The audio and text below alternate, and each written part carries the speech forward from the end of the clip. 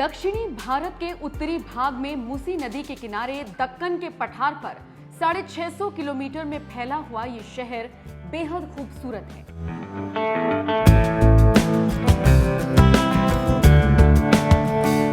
हैदराबाद का ज्यादातर हिस्सा पहाड़ी इलाकों में स्थित है। शहर में स्थित तेलुगु फिल्म उद्योग देश का दूसरा सबसे बड़ा चलचित्र निर्माता है। कहा जाता है कि किसी समय में इस खूबसूरत शहर को कुतुबशाही परंपरा के 5वें शासक मोहम्मद कुली कुतुब शाह ने अपनी प्रेमिका भागमती को उपहार स्वरूप भेंट किया था। हैदराबाद को निजाम का शहर और मोतियों का शहर भी कहा जाता है।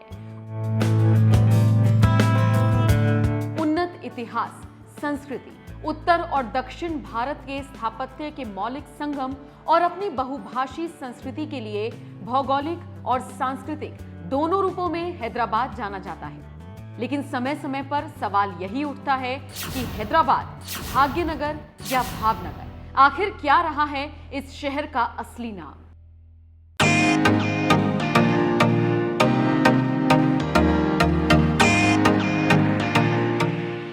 दरअसल ये चर्चा इसलिए है क्योंकि देश के प्रधानमंत्री नरेंद्र मोदी ने पिछले साल इशारों ही इशारों में बता दिया था कि ये भाग्यनगर ही था, जिसके बाद से ही कयास लगाए जा रहे हैं कि हैदराबाद का नाम बदलकर जल्द ही भाग्यनगर कर दिया जाएगा।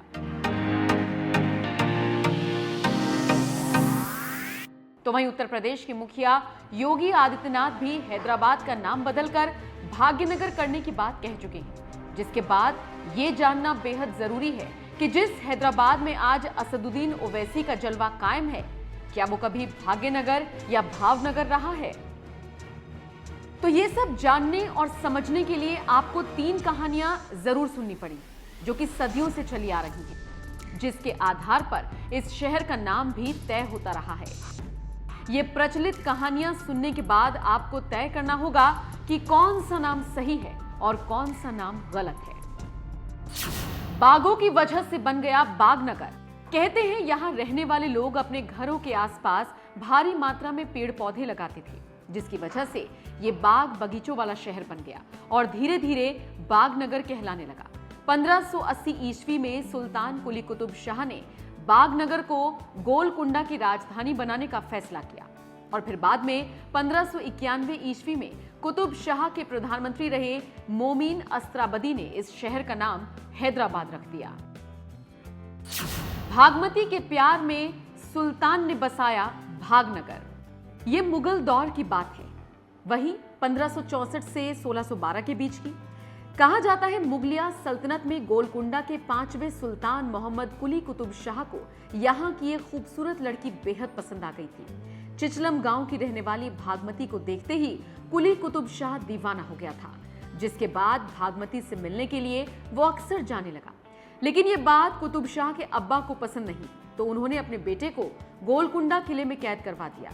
वहीं पर उसने भागमती के लिए कई कविताएं लिखी। फिर अब्बा की मौत के बाद जब कुली कुतुब शाह बाहर निकला तो भागमती से शादी की और चिचलम गांव में ही भागनगर बसा दिया। एक कहानी ये भी है कि लड़की का धर्म बदलकर उसका नाम हैदर महल रखा और फिर शहर का नाम हैदराबाद हो गया। भाग्यनगर नाम भाग्यलक्ष्मी मंदिर की वजह से पड़ा। हैदराबाद का जिक्र हो और 4 मीनार की बात ना हो, ऐसा कैसे हो सकता है? यही 4 मीनार के पास एक मंदिर है जिसका नाम भाग्यलक्ष्मी मंदिर है। यूपी के सीएम योगी आदित्यनाथ यहां पहुंचकर पूजा पाठ कर चुके हैं।